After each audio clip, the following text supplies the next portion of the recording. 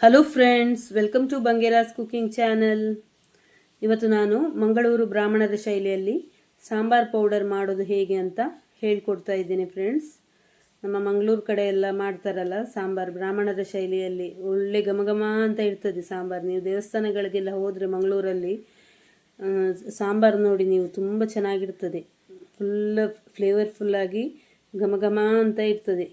ಅದೇ ಫ್ಲೇವರ್ ಅಲ್ಲಿ ನಾನು ಸಾಂಬಾರ್ ಪೌಡರ್ ಮಾಡೋದು ಹೇಗೆ ಅಂತ ಹೇಳಿ ನಿಮಗೆ ಕರೆಕ್ಟಾಗಿ ಇಂಗ್ರೀಡಿಯೆಂಟ್ಸ್ ಎಲ್ಲ ಕರೆಕ್ಟಾಗಿ ನೀವು ನೋಡಿ ಇದೇ ಪ್ರಮಾಣದಲ್ಲಿ ಹಾಕಿ ಮಾಡಿದರೆ ಸೇಮ್ ಅದೇ ಫ್ಲೇವರ್ ಬರ್ತದೆ ನಿಮಗೆ. ಅದೇ ಫ್ಲೇವರಲ್ಲಿ ಮಾಡ್ಬೋದು.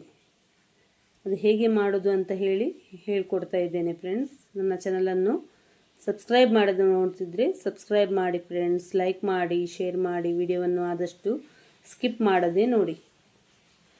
ಮೊದಲಿಗೆ ನಾನು ಮೆಣಸನ್ನು ಹುರ್ಕೊಳ್ತಾ ಇದ್ದೀನಿ. ಒಂದು 300 ಗ್ರಾಮ್ಸ್ನಷ್ಟು ಉದ್ದ ಮೆಣಸು ತಗೊಂಡಿದ್ದೇನೆ ನಾನು. ಆದರೆ ನಾನು ಒಟ್ಟಿಗೆ ಹುರ್ಕೊಳ್ತಾ ಇಲ್ಲ, 2 ಸರಿ ಮಾಡಿ ಹುರ್ಕೊಳ್ತೇನೆ. ನೀವು ಒಮ್ಮೆಲೆ ಹಾಕಿ ಹುರ್ಕೊಂಡ್ರೆ ಉಂಟಲ್ಲ, ಮೆಣಸು ಚೆನ್ನಾಗಿ ರೋಸ್ಟ್ ಆಗೋದಿಲ್ಲ. ಅದಕ್ಕೆ ನಮಗೆ ಮೆಣಸೆಲ್ಲ ಉಂಟಲ್ಲ ಚೆನ್ನಾಗಿ ಉಬ್ಬಿ ಬರಬೇಕು, ಚೆನ್ನಾಗಿ ರೋಸ್ಟ್ ಆಗಬೇಕು. ಅದಕ್ಕಾಗಿ ನಾನು 2 ಬಾರಿ ಮಾಡಿ ಹುರ್ಕೊಳ್ತಾ ಇದ್ದೇನೆ. ಸ್ವಲ್ಪ ಎಣ್ಣೆ ಹಾಕ್ಕೊಂಡಿದ್ದೇನೆ ನಾನು, ತೆಂಗಿನ ಎಣ್ಣೆ ಹಾಕ್ಕೊಂಡಿದ್ದೇನೆ. ಇದು ಚೆನ್ನಾಗಿ ಎಣ್ಣೆ ಹಾಕಿ ಚೆನ್ನಾಗಿ ರೋಸ್ಟ್ ಮಾಡಿಕೊಳ್ಬೇಕು. ಇದು ಎಣ್ಣೆ ಹಾಕಿ ಮಾಡಿದರೆ ಉಂಟಲ್ಲ ನೀವು, ಇದು ಫ್ಲೇವರ್ ತುಂಬ ಚೆನ್ನಾಗಿರ್ತದೆ. ಎಣ್ಣೆ ಹಾಕದೆ ನಿಮಗೆ ಡ್ರೈ ಬೇಕಿದ್ದರೆ ಡ್ರೈ ಕೂಡ ಮಾಡ್ಕೊಳ್ಬೋದು. ಆದರೆ ಎಣ್ಣೆ ಹಾಕಿ ಫ್ರೈ ಮಾಡೋದ್ರಿಂದ ಉಂಟಲ್ಲ ಫ್ಲೇವರ್ ಚೆನ್ನಾಗಿ ಬರ್ತದೆ. ನೀವು ಏರ್ಟೈಟ್ ಕಂಟೈನರಲ್ಲಿ ಹಾಕಿ ಒಂದು ತಿಂಗಳ ತನಕ ಕೂಡ, 1 ಅಥವಾ 2 ತಿಂಗಳ ಕಾಲ ಕೂಡ ಫ್ರಿಜ್ಜಲ್ಲಿ ಸ್ಟೋರ್ ಮಾಡಿ ಇಡ್ಬೋದು ಈ ಪೌಡರನ್ನು. ಎಣ್ಣೆ ಹಾಕಿ ಫ್ರೈ ಮಾಡಿದರೆ ನಿಮಗೆ ಫ್ಲೇವರ್ ಚೆನ್ನಾಗಿ ಬರ್ತದೆ. ಚೆನ್ನಾಗಿ ರೋಸ್ಟ್ ಆಗಬೇಕು. ನಿಮಗೆ 1 kgಯಲ್ಲಿ ಮಾಡೋದಾದರೆ ಎಷ್ಟೆಷ್ಟು ಇಂಗ್ರೀಡಿಯೆಂಟ್ಸ್ ಹಾಕ್ಕೊಳ್ಬೇಕು ಅಂತ ಕೂಡ ನಾನು ಹೇಳ್ತೇನೆ. ಈಗ 1 kg ಮೆಣಸು ತಗೊಂಡ್ರೆ, ನೀವು ಉದ್ದ ಮೆಣಸು ತಗೊಂಡ್ರೆ ಅದಕ್ಕೊಂದು ಅರ್ಧ kg ಆದರೂ ಗಿಡ್ಡ ಮೆಣಸು ಹಾಕ್ಕೊಳ್ಬೇಕು. ಖಾರಕ್ಕೆ ಗಿಡ್ಡ ಮೆಣಸು, ಇದು ಉದ್ದ ಮೆಣಸು ಉಂಟಲ್ಲ ಚೆನ್ನಾಗಿ ನಿಮಗೆ ಕಲರ್ ಚೆನ್ನಾಗಿ ಕೊಡ್ತದೆ. ಹಾಗೆ ಗಿಡ್ಡ ಮೆಣಸು ಖಾರ ಆಗ್ತದೆ. ಖಾರಕ್ಕೆ ಬೇಕಾಗಿ ಗಿಡ್ಡ ಮೆಣಸು ಹಾಕ್ಕೊಳ್ಳೋದು, ಊರ ಮೆಣಸು. ಅದಕ್ಕಾಗಿ 2 ಮೆಣಸು ಆಗುವಾಗ 1.5 kg ಆಗ್ತದೆ. ನೀವು 1 kg ಉದ್ದ ಮೆಣಸು ತಗೊಂಡ್ರೆ ಅರ್ಧ kgಯಷ್ಟು ಗಿಡ್ಡ ಮೆಣಸು ಹಾಕ್ಕೊಳ್ಬೇಕು ಮಾಡೋದಾದರೆ. 1 kgದು ಮಾಡೋದಾದರೆ. ಇದೀಗ ನಾನು ಅಷ್ಟು ಮಾಡ್ತಾ ಇಲ್ಲ, 300 ಗ್ರಾಮ್ಸ್ ಇದು ನಿಮಗೆ ತೋರಿಸ್ಕೊಡ್ತಾ ಇದ್ದೇನೆ ಅಷ್ಟೇ. ನೋಡಿ, ಇದನ್ನು ನಾನು ಹುರಿದು ತಗೊಂಡಿದ್ದೇನೆ. ಇನ್ನು ಸ್ವಲ್ಪ ಮೆಣಸು ಉಂಟಲ್ಲ ಉದ್ದ ಮೆಣಸು, ಅದನ್ನು ಕೂಡ ಹುರಿದುಕೊಂಡು ತಗೊಳ್ತೇನೆ ನಾನು.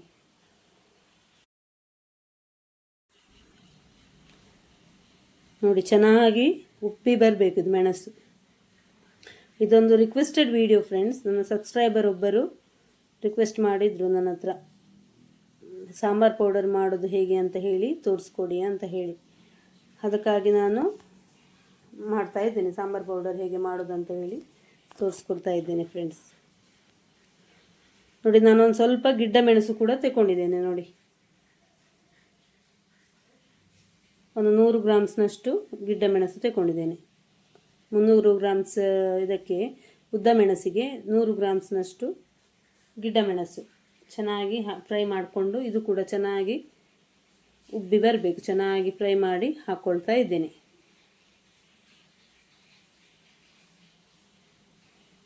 ನೋಡಿ, ಈಗ ಮೆಣಸು ಮತ್ತು ಉದ್ದ ಮೆಣಸು ಗಿಡ್ಡ ಮೆಣಸು ಎಲ್ಲ ಚೆನ್ನಾಗಿ ಹುರ್ಕೊಂಡು ಇಟ್ಟಿದ್ದೇನೆ. ನೋಡಿ, ಚೆನ್ನಾಗಿ ಉಬ್ಬಿ ಬಂದಿದೆ. ನೋಡಿ, ಕ್ರಿಸ್ಪಿಯಾಗಿ ಬಂದಿದೆ. ಚೆನ್ನಾಗಿ ಕ್ರಿಸ್ಪಿಯಾಗಿ ಬರಬೇಕು ನೋಡಿ ಮೆಣಸು. ಈಗ ಇದು 300 ಗ್ರಾಮ್ಸ್ನಷ್ಟು ಉದ್ದ ಮೆಣಸು, ಮತ್ತೊಂದು 100 ಗ್ರಾಮ್ಸ್ನಷ್ಟು ಗಿಡ್ಡ ಮೆಣಸು. ನೋಡಿ, 1 ಕಪ್ಪಿನಷ್ಟು ಕಡಲೆಬೇಳೆ ತಗೊಂಡಿದ್ದೇನೆ ನಾನು. ಒಂದೇ ಕಪ್ಪಿನಲ್ಲಿ ಅಳತೆ ಮಾಡ್ತಾ ಇದ್ದೇನೆ ಎಲ್ಲ ಕೂಡ. ನೋಡಿ, 1 ಕಪ್ಪಿನಷ್ಟು ಕಡಲೆಬೇಳೆ ಮತ್ತು 1 ಕಪ್ಪಿನಷ್ಟು ಇದು ಕೊತ್ತಂಬರಿ ಕಾಳು, ಮತ್ತು ಅದೇ ಕಪ್ಪಿನಲ್ಲಿ 1 ಕಪ್ಪಿನಷ್ಟು ಉದ್ದಿನಬೇಳೆ. ನೋಡಿ, ಉದ್ದಿನಬೇಳೆ ಎಲ್ಲ ಹಾಕ್ಕೊಳ್ತಾ ಇದ್ದೇನೆ, ಒಟ್ಟಿಗೆ ಹಾಕ್ಕೊಳ್ತಾ ಇದ್ದೇನೆ ಹುರ್ಕೊಳ್ಳಿಕ್ಕೆ. ನೋಡಿ, ಮತ್ತು ಅರ್ಧ ಕಪ್ಪಿನಷ್ಟು ಜೀರಿಗೆ, ಅದೇ ಕಪ್ಪಿನಲ್ಲಿ ಅರ್ಧ ಕಪ್ಪಿನಷ್ಟು ಜೀರಿಗೆ ಅರ್ಧ ಕಪ್. ನೋಡಿ, ಅರ್ಧದಷ್ಟು ತಗೊಳ್ಬೇಕು.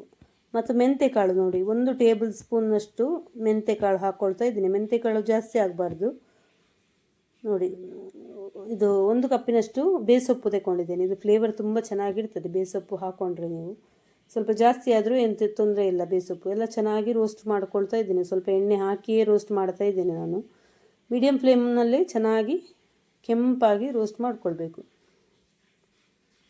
ನೀವೀಗ 1 ಕೆ ಜಿದು ಮಾಡೋದಾದರೆ, 1.5 ಕೆ ಜಿದು ಮಾಡೋದಾದರೆ 1 ಕೆ ಜಿ ಉದ್ದ ಮೆಣಸು, ಅರ್ಧ ಕೆ ಜಿ ಗಿಡ್ಡ ಮೆಣಸು ಹಾಕ್ಕೊಳ್ತೀರಲ್ಲ, ಒಂದು 1/4 ಕೆ ಜಿಯಷ್ಟು ಕೊತ್ತಂಬರಿ, 1/4 ಕೆ ಜಿಯಷ್ಟು ಉದ್ದಿನಬೇಳೆ, 1/4 ಕೆ ಜಿ ಕಡಲೆಬೇಳೆ ಎಲ್ಲ ಹಾಕ್ಕೊಳ್ಬೇಕು. ಜೀರಿಗೆ ಅದರ ಅರ್ಧದಷ್ಟು ಅಂದರೆ 125 ಗ್ರಾಮ್ಸ್ನಷ್ಟು ಜೀರಿಗೆ ಹಾಕ್ಕೊಳ್ಬೇಕು. ಮೆಂತ್ಯ ಒಂದು 20 ಗ್ರಾಮ್ಸ್ನಷ್ಟು ಹಾಕ್ಕೊಳ್ಬೇಕು. 20-25 ಗ್ರಾಮ್ಸ್ನಷ್ಟು ಹಾಕ್ಕೊಳ್ಬೇಕು ಅಷ್ಟೇ. ಮೆಂತ್ಯ ಜಾಸ್ತಿ ಹಾಕಬಾರ್ದು. ಮೆಂತ್ಯ ಜಾಸ್ತಿ ಆದರೆ ಕಹಿ ಆಗ್ತದೆ.